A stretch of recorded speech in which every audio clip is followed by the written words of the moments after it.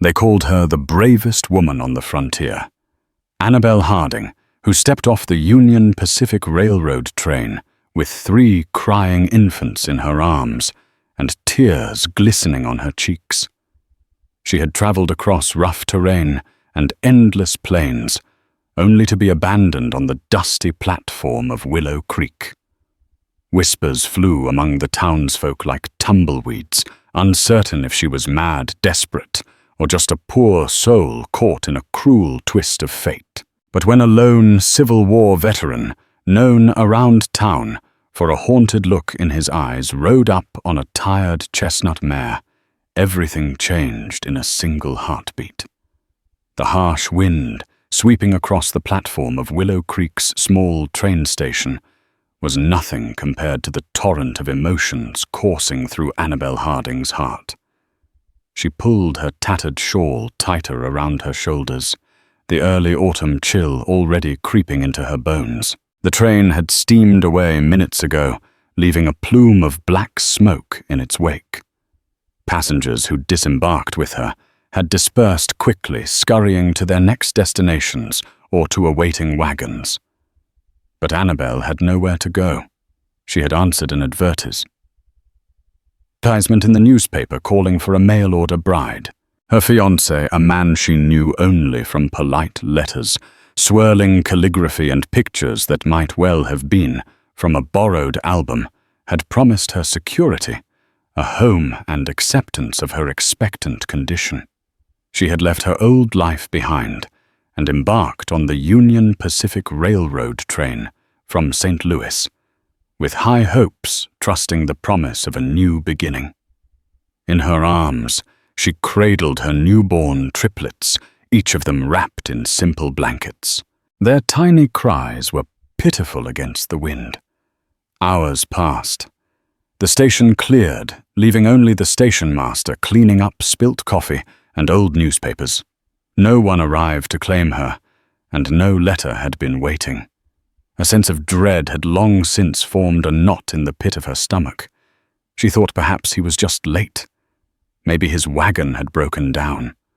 But as the sun sank lower, each drifting minute eroded her optimism. At last, the station master turned the sign to closed. He stopped to speak with her. "Ma'am, you sure someone is coming for you? It's near nightfall."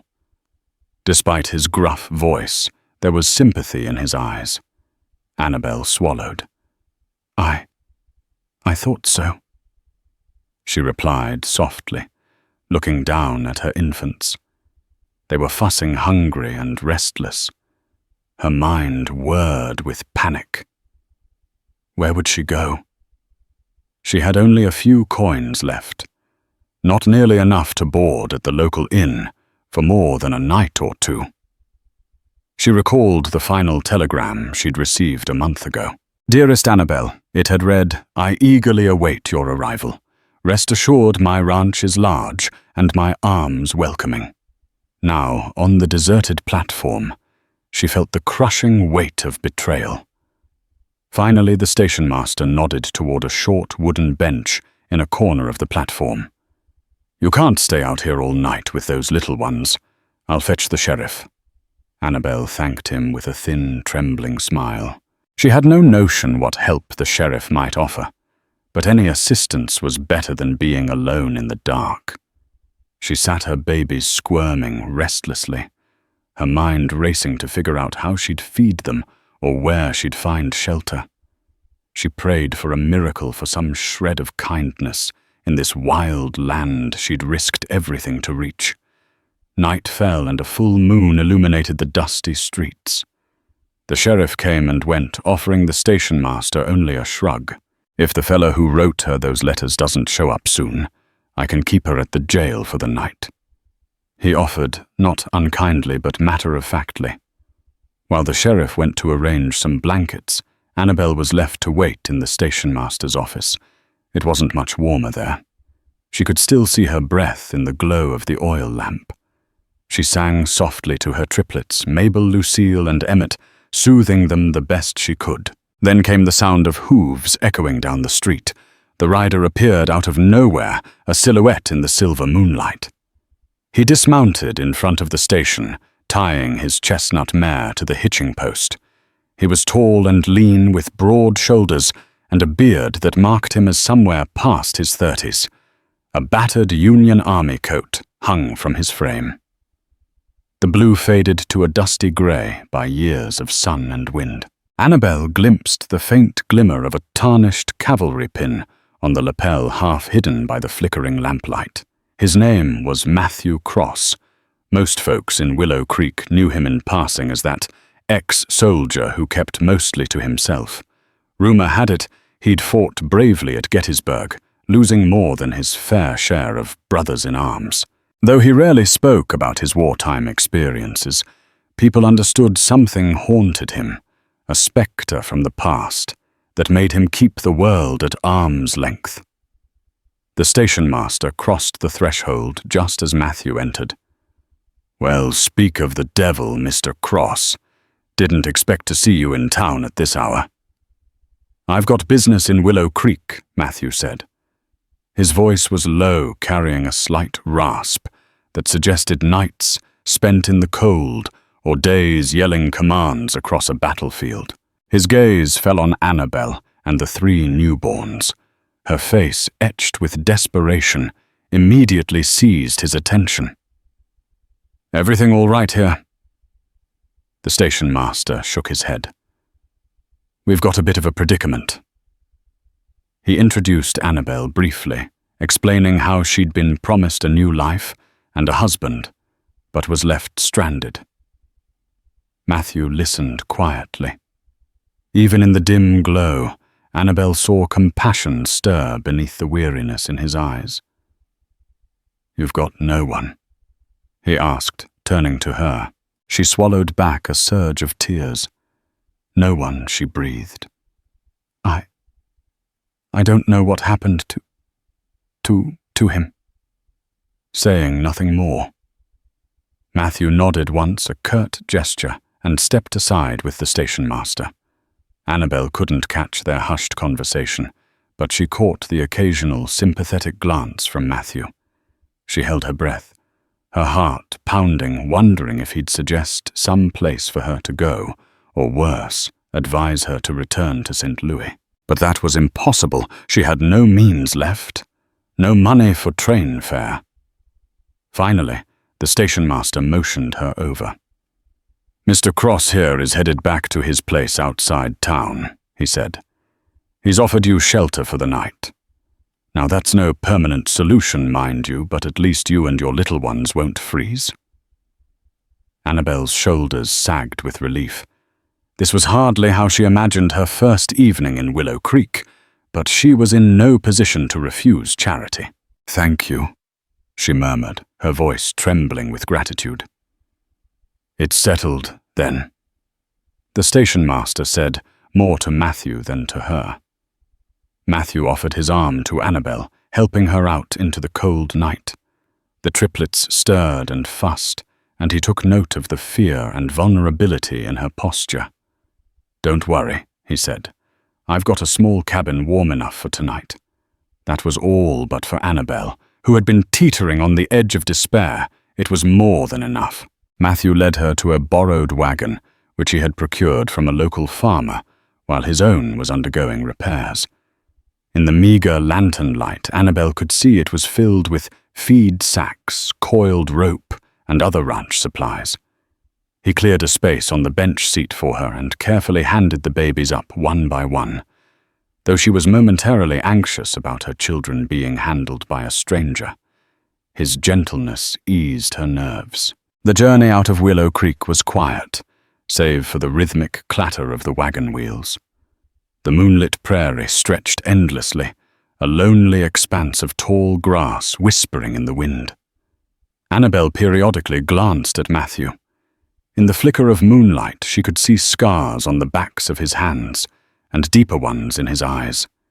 His kindness thus far had kept her afloat, but she couldn't help but sense he wrestled with inner demons. They crossed a modest creek and rumbled over a wooden bridge. Finally, in the distance, a solitary cabin appeared, its lanterns dimly lit. Matthew guided the wagon toward the structure. "Home sweet home," he said, as though the phrase were more habit than truth. Once inside, he helped her settle the triplets in a small bedroom. The house was humble, one main room, with a large stone fireplace, a rough-hewn table and chairs, and the bedroom off to the side. Despite its simplicity, the walls were thick, and the fireplace provided a comforting warmth. Annabelle set the babies on a makeshift pallet of blankets. They had drifted into sleep too exhausted from the journey to fuss. As she tucked them in relief, momentarily replaced her fear. For tonight at least her children were safe. In the main room, Matthew awkwardly cleared his throat. "It's not much, but you'll stay warm. I'll sleep out here. Don't want to crowd you." He motioned at the thin door separating the bedroom from the living area. She offered a sincere nod. "Thank you," she said, tears pricking her eyes. "I don't know how I can repay you." "No need," he replied. A faint grimace crossed his features. "I know what it's like to be stranded. Nobody deserves that." His statement hung between them, tinged with a meaning she did not yet understand. She wanted to ask him about his past, about that haunted look, but she held her tongue. They had just met. She had no right to pry, and besides, she was suddenly exhausted from the day's events. Soon she found herself lying beside her babies, lulled by the crackle of the fire. She prayed that tomorrow would bring answers, or at least the next step in her uncertain journey. Morning brought the smell of coffee and sizzling bacon. Annabelle rose, checking on the triplets first. Mabel, Lucille, and Emmett were awake, but content, wide-eyed at the unfamiliar surroundings. Gathering them in her arms, Annabelle stepped into the main room, where she found Matthew cooking over the fireplace. He had an array of simple fare, bacon, scrambled eggs, and biscuits. She couldn't help but notice how neatly he moved around the space, how everything had its place. There was a certain military efficiency in his demeanor, the remnants of a man who'd spent years obeying strict discipline. He offered a small smile when he spotted her. "I figured you and the little ones could use some breakfast," he said. Annabelle returned his smile, setting the triplets on a makeshift blanket near the hearth to keep them warm. "Thank you," she replied, suddenly, shy. Her hunger roared, and she realized she hadn't eaten a proper meal in 2 days. Matthew served up plates, pouring coffee into tin cups. He paused, glancing at the babies. "Do you need anything for them? I have their milk in my satchel," she said quietly. "Though it won't last long, I was hoping their father would help me purchase what we need." Silence fell, and her words seemed to emphasize the fact that she had no idea where this so-called fiancé had gone. She lowered her gaze, her cheeks warming with embarrassment and betrayal. Matthew cleared his throat, his eyes lingering on her a moment. "I'll take you into town again later. Maybe talk to the sheriff. See if we can track him down." She nodded, gratitude mixing with a swirl of anxiety. What if her fiancé was gone forever? What if he'd never intended to claim her? Tears threatened, but she blinked them away. She had to be strong, if not for her own sake, then for her children. They ate in subdued quiet. When Matthew wasn't looking, Annabelle studied the cabin. On a small table in the corner sat a faded photograph in a simple wooden frame. She noticed 2 people in the picture, a younger Matthew in his Union uniform, arm around another soldier, both smiling. A pang of curiosity burned in her chest, but again she felt it wasn't her place to pry. After breakfast, Matthew tossed on his worn duster. "I've got some chores to do outside. You can rest here until we head into town. The well is out back if you need fresh water. There's soap by the basin." Annabel folded her hands in front of her apron. "Thank you.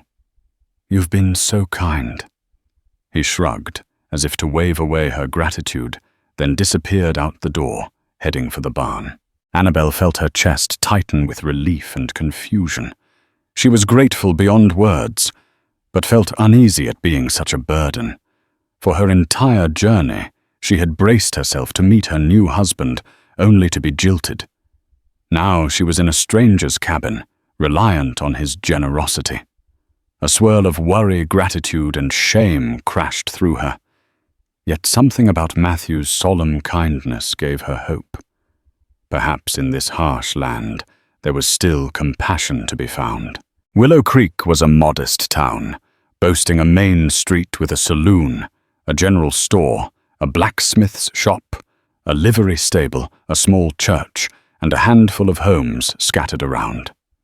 By the time Matthew guided the wagon back into town, midday, sun bathed the dusty roads in golden light.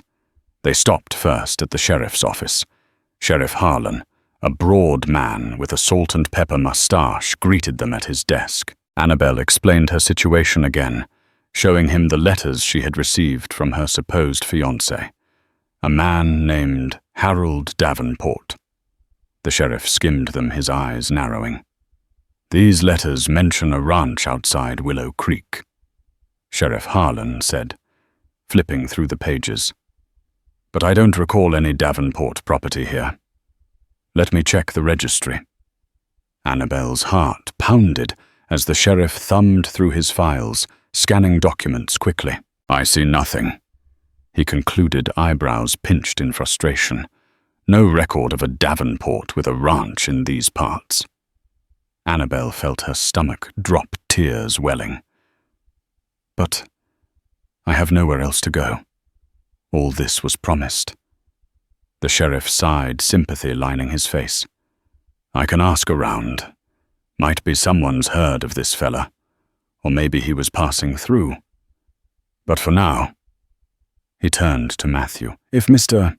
Cross is willing to keep an eye on you, you can stay with him, or I can try to arrange lodging at the boarding house, though it's quite full these days." Annabel looked to Matthew, searching for any sign that he was tired of her presence. But he was unreadable, his expression set in a calm mask. Then he offered a simple nod. "I'll help where I can." She exhaled a breath of relief. "Thank you," she whispered. Sheriff Harlan rose from his chair, stepping around his desk. He gently placed a hand on her arm. "I'll keep an ear out. Ask the telegraph operator if anything came in under Davenport's name, or if anyone's seen him. In the meantime, you'd best settle in. Even if I do find him, it might take time." Annabel left, feeling both deflated and clinging to a shred of hope. At least the sheriff hadn't completely ruled out the possibility that her fiancé might appear. Yet the gnawing fear in her stomach told her otherwise. She insisted on purchasing a few essentials with the little money she had left, milk blankets, and a few other items for the triplets. Matthew accompanied her to the general store. In the process, she realized her funds were nearly gone. While she perused the goods, Matthew spoke quietly with the shopkeeper, a woman named Mrs. Garrison, who was known for her generosity. Annabel could not hear their entire conversation, but she caught glimpses of Matthew pressing a few coins into Mrs. Garrison's hand. The older woman patted his arm sympathetically, and Annabel's throat tightened. "He's paying for my supplies," she realized with a pang of gratitude and guilt. She wanted to protest, but she was powerless. She needed help, and she had none but this quiet, burdened man. When they finally loaded the wagon heading back to the cabin, Annabel couldn't contain her gratitude. "Mr. Cross, you've done so much for me and my children." Matthew kept his gaze on the road. "It's all right. I'm no saint, but you need help. It's not your fault you were left stranded." She opened her mouth to thank him again, but noticed the way his jaw tightened when she mentioned gratitude. Something in him seemed uncomfortable with the idea of being a hero. She could only assume he carried guilt or regret from his past. Perhaps acts of kindness were a way of balancing the scales in his mind. The rest of the ride passed quietly, punctuated by the babies fussing. Annabel rocked them gently, her eyes fixed on the rugged horizon. She felt small and uncertain, yet beneath the fear, a seed of resilience began to take root. The next few days fell into a pattern of sorts. Annabel cared for her triplets tended to the small cabin and prepared simple meals. Matthew went about his ranch chores, though ranch might have been a generous term for his modest spread. He had a few cows, some chickens, and a small stable. His land was mostly wild grass and rocky outcroppings that he sometimes leased to neighbors for grazing. Each day he and Annabel traveled into Willow Creek, checking with Sheriff Harlan for any news or leads on Harold Davenport. Each day they returned empty-handed. No one had seen or heard of the man. Rumors circulated that he might have been a drifter, or worse, a con man who'd swindled women before. The possibility made Annabel feel sick, thinking that he might have targeted her because of her desperate situation. Despite the growing fear that Harold Davenport would never appear, life had to continue. The triplets needed constant feeding, changing, and soothing. They woke at all hours, their cries echoing through the cabin. Annabel was exhausted, but Matthew offered help when he could, rocking them by the fireplace, or fetching water while she cooked or did laundry. One morning, after particularly little sleep, Annabel rose from her bed to find Matthew already gone. This wasn't unusual. He often started his chores before dawn. She readied breakfast, fed the babies, and stepped outside to hang a line of cloth diapers. That was when she noticed a small, newly constructed wooden cradle on the porch. Its corners were smooth, and it had been adorned with simple but charming carvings of wildflowers. Annabel approached, touching the cradle's edge reverently. She traced the carvings with her fingertips, overcome by emotion. She knew Matthew had spent his scarce free time crafting this gift for her children. Tears stung her eyes. In this wild, dangerous frontier, such a gesture was immeasurable. Her heart swelled with gratitude and something else. She hadn't known him long, but the deeper she peered into his character, the more she realized that beneath his worn exterior beat a gentle, protective heart. She didn't see him until hours later near dusk, when he rode back to the cabin with a small deer slung across his saddle. His skill as a hunter became apparent, another vestige of his soldier's training. After unloading his catch, he dusted off his coat and noticed her standing by the porch waiting. She offered him a soft, grateful smile, eyes glistening. "Thank you for the cradle," she said, voice catching, slightly. He fiddled with the reins, his gaze averted. "Just something so they can sleep easier. And you too." She hesitated, then gently placed a hand on his arm. "It means more than words can say." For a moment, their eyes met, and an unspoken understanding flickered between them. Out here on the frontier, people often built walls around their hearts to survive, but perhaps in rare moments, a person dared to let someone else in. That evening, Annabel found Matthew outside, stoking the fire in a small fire pit near the barn. The moonlit sky stretched overhead, dotted with more stars than she'd ever seen in the city.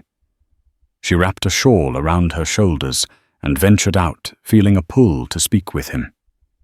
He motioned for her to take a seat on a bench he'd fashioned from a log. Embers glowed against the night air, illuminating his profile. He looked tired, weighed down by more than just physical strain. They sat in companionable silence for a few minutes. Crickets chirped, and the distant hoot of an owl echoed. At last, Annabel mustered her courage. I don't mean to pry, but I see the way you look sometimes, like you're lost in a memory that hurts. Matthew's gaze remained on the embers flickering orange in the night. He sighed, shoulders tense. I guess you could say that.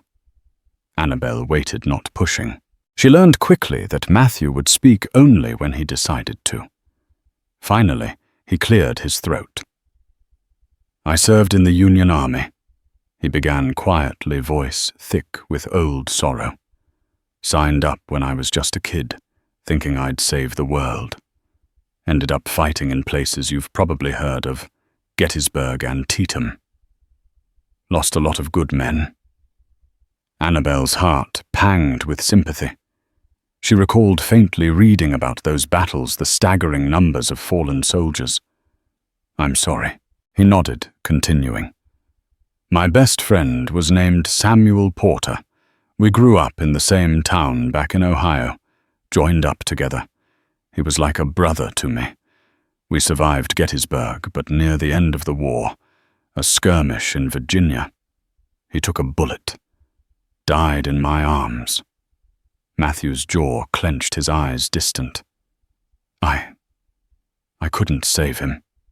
I promised his ma I'd look after him. And I failed. Annabel's breath caught tears gathering in her eyes. That wasn't your fault, she said gently. Matthew's shoulders lifted in a bitter shrug. War leaves scars, he replied, voice hollow. After it was all over, I drifted west, trying to find a place to settle. Figured starting anew might help me forget. But forgetting is a fool's dream. Annabel reached out, placing a comforting hand on his shoulder. It was a light touch, one that said, I hear you. I'm here. She felt the taut tension in his muscles, like coiled wire, ready to snap. She yearned to ease his pain, if only a fraction. Matthew, she said quietly, I believe there's no shame in grief. There's no shame in mourning what you've lost. It means you had something, someone worth loving. He turned his head, meeting her eyes. The flames danced across his features, illuminating the tear tracks on his cheeks. Guess you're right, he murmured. Still, it's not easy. The hush of the night fell over them, a gentle lullaby. Annabel squeezed his shoulder, then let her hand drop. Thank you for sharing that with me. He exhaled, releasing a breath he'd likely been holding for years. We've all got our ghosts, he said. I see that in you too, the hurt of being cast aside with 3 little ones. Her throat constricted as she thought about her fiancé's betrayal. I loved once before. Not Harold Davenport, but the father of my children. He passed before they were born. The admission came quietly, a tear sliding down her cheek. I was desperate. Davenport offered me a chance to keep my children safe. Matthew reached up, wiping the tear with a gentle brush of his thumb. I'm sorry, he whispered. They stayed by the fire until the embers died. When they rose to go back inside, there was an unspoken bond between them. They were both shattered souls, forging a fragile connection built on shared vulnerability. Days turned into weeks. Winter's approach loomed, and Annabel stayed on Matthew's ranch, helping him in small ways. She cleaned, tended the chickens, prepared meals, and managed the triplets, who were growing more alert and curious every day. The townsfolk of Willow Creek started to notice the arrangement whispers began to swirl around them. Whenever Annabel went to the general store or the post office, she felt the scrutinizing stares. People wondered who she was, why she was living with an unmarried man. She heard the murmurs. It ain't proper, said one woman under her breath. Those babies don't look like him, another would remark. The speculation ran rampant. One cold afternoon, Annabel accompanied Matthew to the feed store. After collecting supplies, she stepped outside to find a group of local women eyeing her from the corner of the street, their heads bent in hushed gossip. Mrs. Merriweather, the preacher's wife, took it upon herself to approach. "Miss Harding," Mrs. Merriweather said, offering a tight-lipped smile, "we've been hearing, some unpleasant rumors about you staying out at Mr. Cross's place. Now, Willow Creek is a God-fearing town, and I'd hate to see your reputation marred." Annabel's cheeks flamed, her hands knotting in her skirts. She forced a polite response. "Mr. Cross has been nothing but kind, offering me shelter for my children. I assure you there's nothing improper." Mrs. Merriweather's expression remained stiff. "I see," she said. "Perhaps you should consider alternative living arrangements, for the sake of decency." Anger and shame twisted in Annabel's stomach, but she clung to composure. "If an alternative arises, I'll consider it." Mrs. Merriweather nodded curtly, then turned on her heel and left, leaving Annabel's heart hammering. A wave of humiliation washed over her. She was stuck in an impossible situation, relying on Matthew's kindness, yet judged for it by the townsfolk.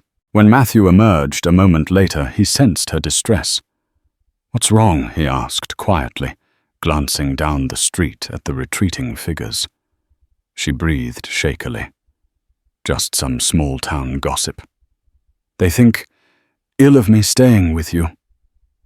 Matthew tensed, lips pressed thin. "I don't give a damn what they think," he said.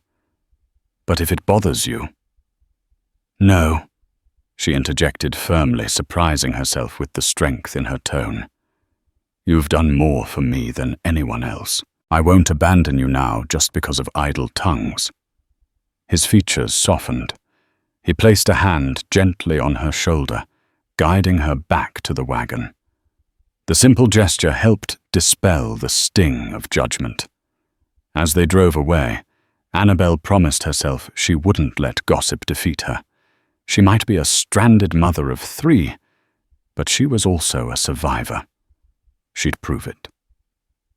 A few nights later, the wind howled around the cabin snowflakes, drifting down in an early winter storm.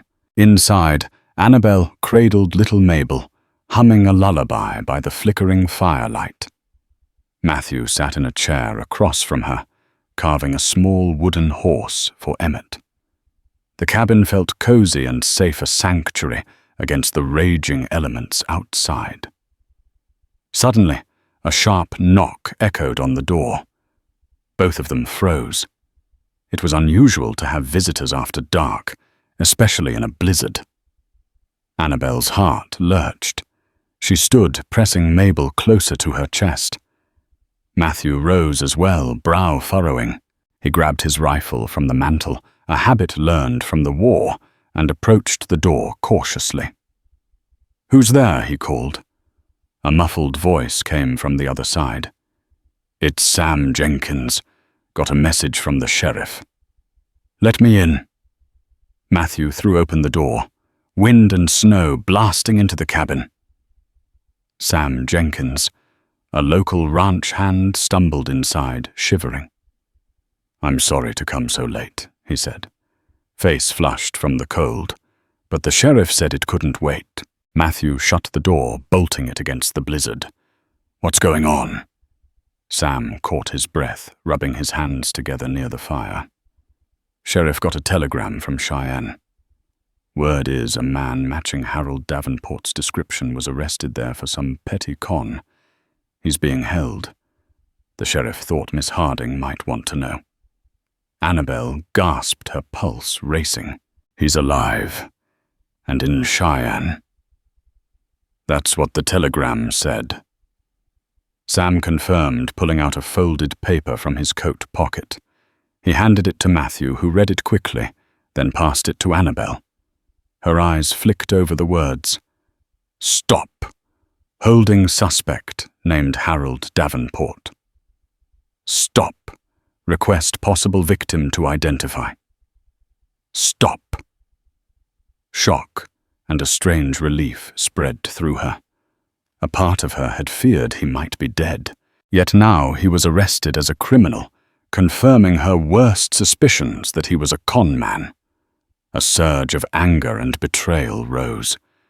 She thought about how she'd risked everything for that man, how he'd abandoned her in Willow Creek without a penny.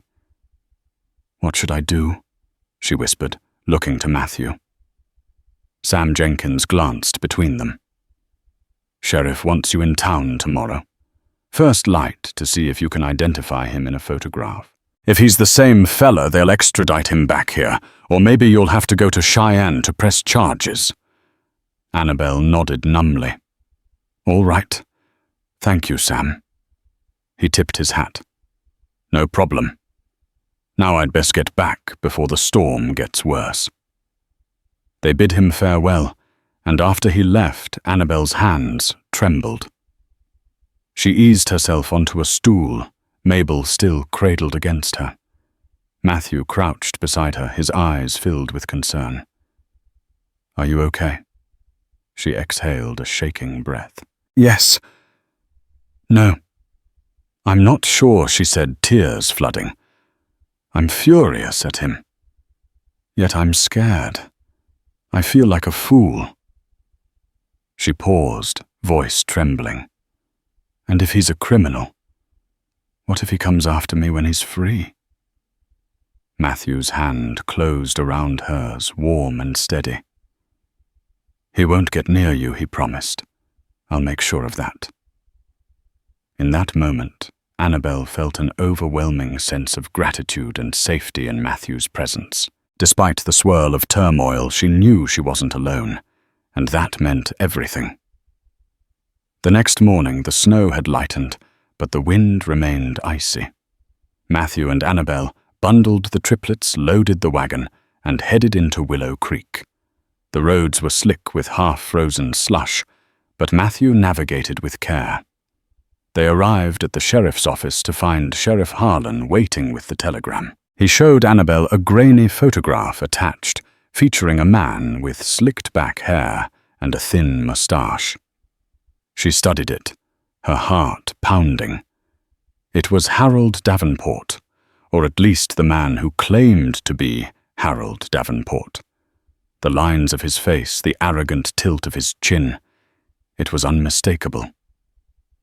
"That's him," she said quietly. "I'm sure." The sheriff nodded, rubbing his chin. "All right, I've wired Cheyenne to confirm. If he's in custody, the territory marshal may transfer him here. You'll likely be asked to testify if it goes to court." Annabelle's stomach clenched at the thought of facing him again. Part of her wanted to run, to hide, to pretend none of this was happening. But she owed it to herself and her children to see justice done and to ensure he never duped another unsuspecting woman. As if reading her thoughts, Matthew stepped closer, slipping a protective arm around her. She didn't flinch or pull away. Instead, she leaned into him, feeling the supportive warmth of his presence. Sheriff Harlan gave them a long, measured look. "You'll be safe with Matthew," he said finally. "We'll let you know how things progress." They left the office, stepping onto the snowy boardwalk. Annabelle's breath swirled in frosty clouds as she stared across the street at a bustling crowd near the general store. A heavy weight lifted from her. At least the question of Harold Davenport's fate had an answer. But new worries rushed in: a trial, a confrontation, or perhaps a threat of vengeance. Matthew guided her toward the wagon. "Let's get you all home," he said gently. "No use waiting around in this cold." Annabelle offered a small nod. "Thank you." She paused, mustering courage. "And you'll stay by me if I have to face him." Matthew met her gaze, eyes steady. "I won't leave you alone in this," he said, voice firm. In that moment, she believed him completely, and for the first time since stepping off the train, Annabelle felt a measure of peace. Winter settled in, fully blanketing Willow Creek in snowdrifts and freezing the creek that snaked along the outskirts of town. Despite the cold, daily life continued. Matthew and Annabel adjusted to a delicate balance while still unmarried and conscious of gossip. They had formed a partnership to care for the triplets and keep the ranch running. Annabel found a sense of purpose in her new routines. She rose early to feed the babies, then helped Matthew feed the livestock. She baked bread and pies to store for the long winter. On milder days, she walked to the creek to wash clothes. Sometimes she spotted coyotes in the distance, their mournful howls carrying across the barren prairie. The townspeople remained curious. A few, like Mrs. Garrison from the general store, were openly kind, giving Annabel old baby clothes and offering her friendly conversation. Others, like Mrs. Merriweather, raised disapproving eyebrows. Still, no one could deny the quiet dignity with which Matthew and Annabel handled the situation. At night, by the fire's glow, they continued to talk cautiously at first, but gradually opening up about their hopes and fears. Annabel shared stories of her late love, how she'd lost him to a fever, and how she struggled to provide for her unborn children. Matthew listened with empathy and tried to dispel her guilt. For his part, he spoke more about the war, the nightmares that sometimes woke him, and the guilt that followed him like a shadow. Their bond grew, though neither dared name it aloud. There was a subtle electricity between them, an awareness that life had thrown them together under extraordinary circumstances. But as the weeks stretched on, no official word came about Harold Davenport or any court hearing. The waiting was a slow, relentless pressure. Matthew suggested they make an attempt to find closure for Annabel's situation. "I can't offer you marriage," he began tentatively one evening. "Not unless you wanted that. But I don't want you trapped with no options. I can help you move on if that's what you need." Annabel's heart fluttered both at his sincere concern and the faint trace of longing she heard in his voice. I don't want to make any rash decisions," she replied. "But I do feel that maybe I'm meant to be here." Matthew nodded, saying no more.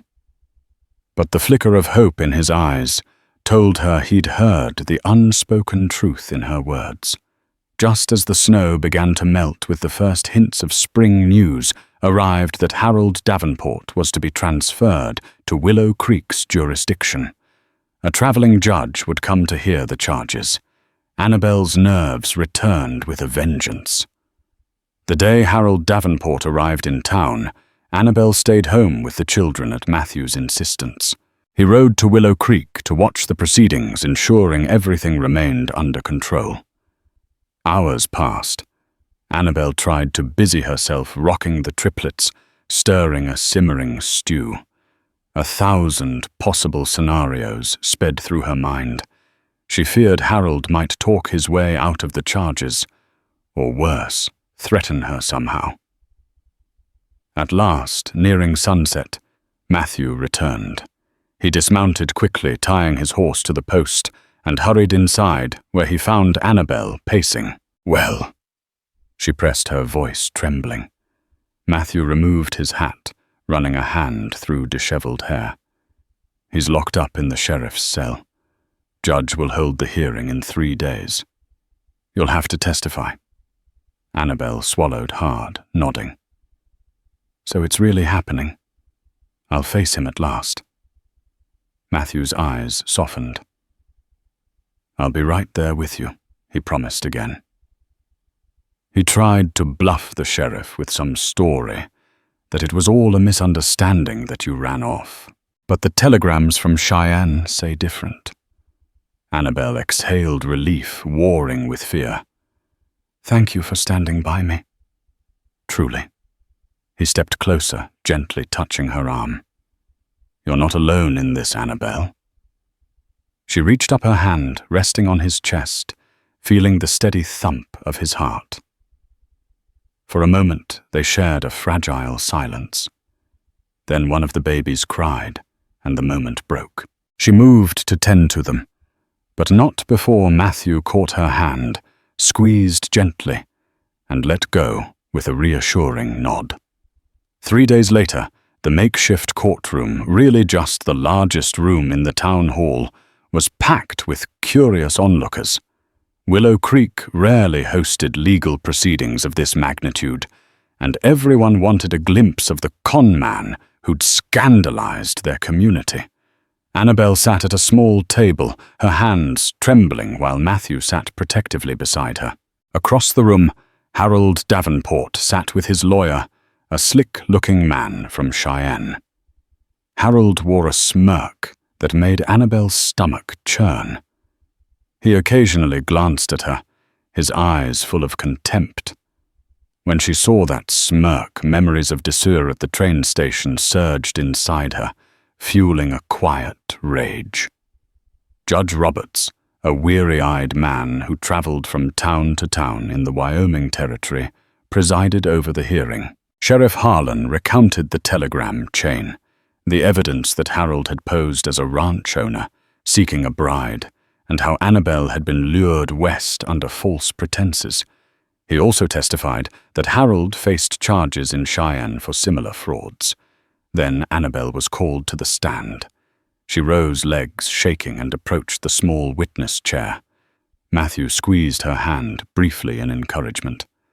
She recounted the letters, how Harold promised her a home and acceptance for her children.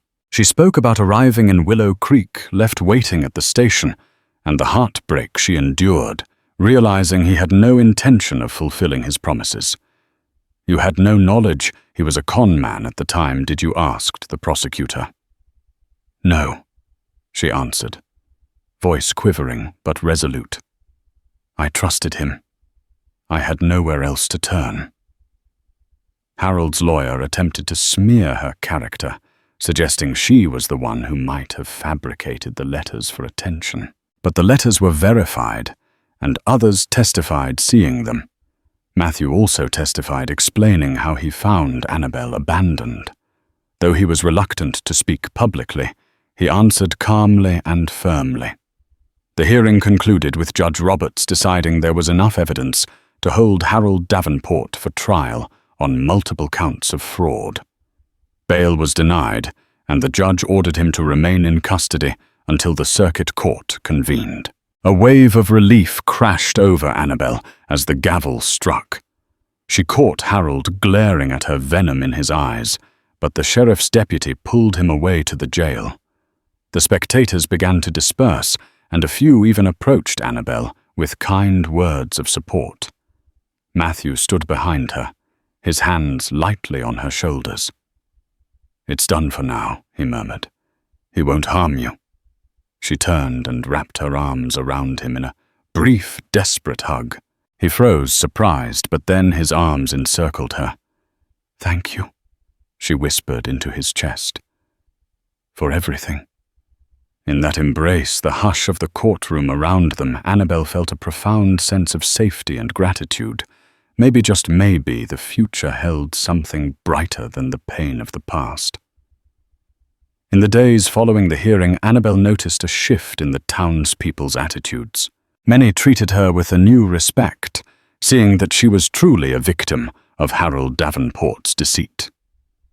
Some, like Mrs. Merriweather, remained aloof, muttering about impropriety, but others seemed genuinely apologetic for having judged her. Meanwhile, a quiet tension simmered between Annabel and Matthew. They had grown closer, exchanging gentle touches, lingering looks, and shared burdens. Yet the question of their future loomed like a silent storm cloud. She was technically free, but she had no permanent home, no family, and 3 young children to raise. One afternoon, as spring flowers peeked through the thawing ground, Matthew loaded the wagon with sacks of seed. He glanced at Annabel, fussing with the triplets, who were now old enough to crawl around the cabin's wooden floor, squealing with delight. He cleared his throat. "Annabel," he said, softly. I've been thinking about something. She looked up, brushing a stray curl behind her ear. Yes? He motioned for her to join him outside. The sunshine had returned, and the snow melt dripped from the eaves. Annabel stepped onto the porch, hugging her shawl around her shoulders. He led her to the side of the cabin, where a small flower bed was beginning to sprout. She noticed the cradle he'd made, now outgrown by her children, was placed near the porch swing as a reminder of their early struggles. Matthew turned to face her, his expression solemn. This is probably overdue, but I wasn't sure how you'd feel. We've grown close these past months, and you've brought life and warmth to this place. Her heart hammered. She'd wondered if this conversation would come, if he wanted her to remain here, or if he was ready to move on.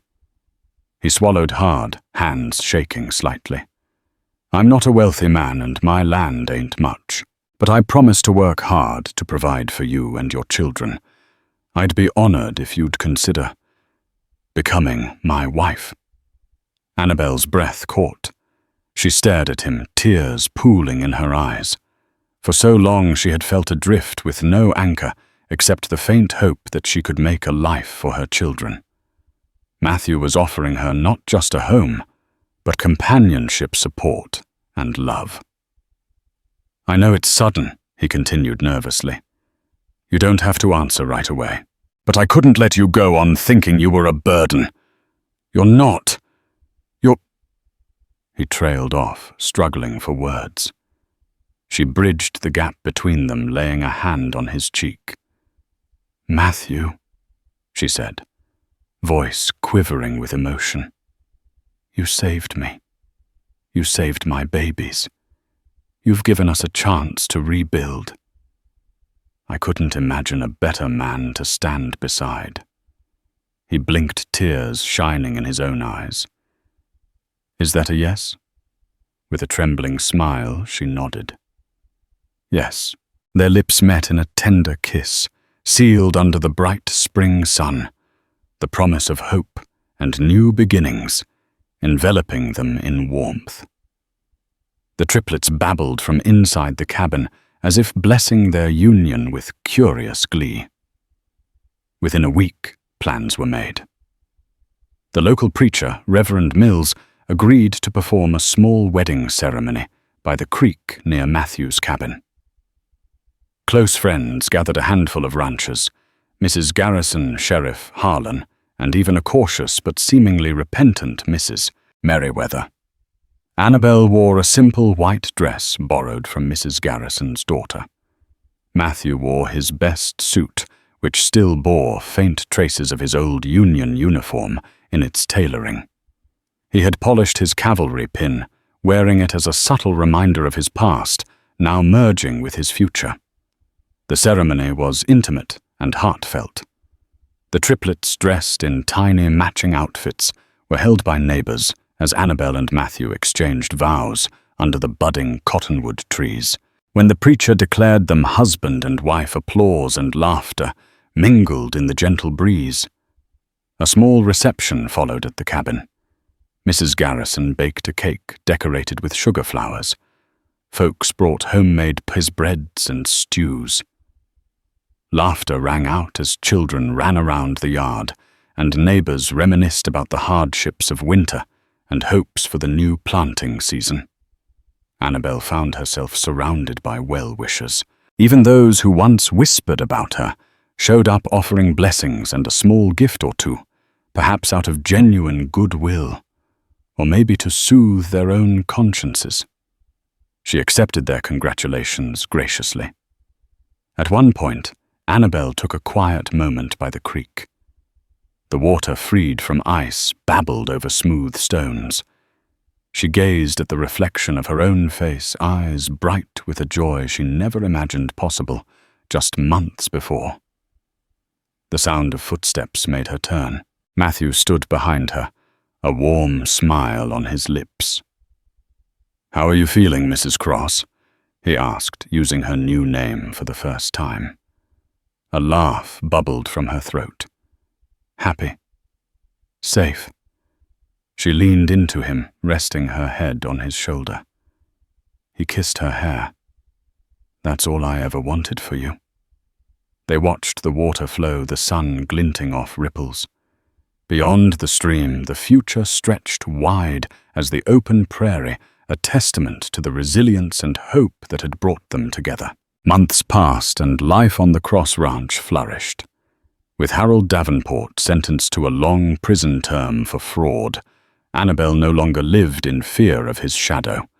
The triplets, now crawling and toddling around, filled the cabin with laughter and occasional chaos. They called Matthew Papa, and he adored them like his own flesh and blood. Annabel helped expand their modest ranch. She planted a large vegetable garden, and Matthew worked the land with renewed vigor. Where once there was only lonely grass, now a budding orchard took root. Neighbors pitched in, forming a small but tight-knit community of ranchers who relied on one another during harsh seasons. Each Sunday they attended church in Willow Creek. Though some folks still cast side glances, most had embraced Annabel and her children, recognizing that the union between her and Matthew was built on genuine respect and love. Late one summer afternoon, Matthew came home with a grin on his face, a telegram in hand. "Looks like we'll be able to buy another parcel of land," he announced. "Just got an offer from Old Man Carter down by the creek." Annabel beamed. The ranch was growing a testament to how far they'd come. She hugged him, her heart light with pride. A year ago, she had stood on the train platform, abandoned and hopeless. Now she had not just shelter, but a place she helped nurture, a home built on second chances. As the sun dipped below the horizon, painting the sky with oranges and pinks, Annabel gathered her family on the porch. Matthew wrapped an arm around her waist. The triplets giggled, enthralled by the sight of fireflies dancing among the tall grass. Together they watched the last light of day fade, certain that no matter the trials that might come, they would face them as a family stronger and braver than ever before. And in that walled, untamed frontier, their love story stood as proof that even in the darkest circumstances, hope and kindness could blossom into a bright and enduring future. Thank you for listening to Mail Order Bride was left at the train station with triplets until a Civil War veteran rode up alone. We hope you felt the rush of the wild frontier, the power of perseverance, and the triumph of unexpected love. From the moment Annabel stepped onto that dusty train platform to the day she finally found a family by Matthew's side, every trial and twist led them closer to understanding that true hope shines brightest in the face of hardship. If you enjoyed this story of resilience, betrayal, and the healing power of compassion, please show your support. Like this video to let us know you want more stories like this. Share it with friends who love historical dramas and heartwarming tales of second chances, and subscribe to our channel so you never miss another captivating story. Together, let's keep these remarkable frontiers alive in our imaginations.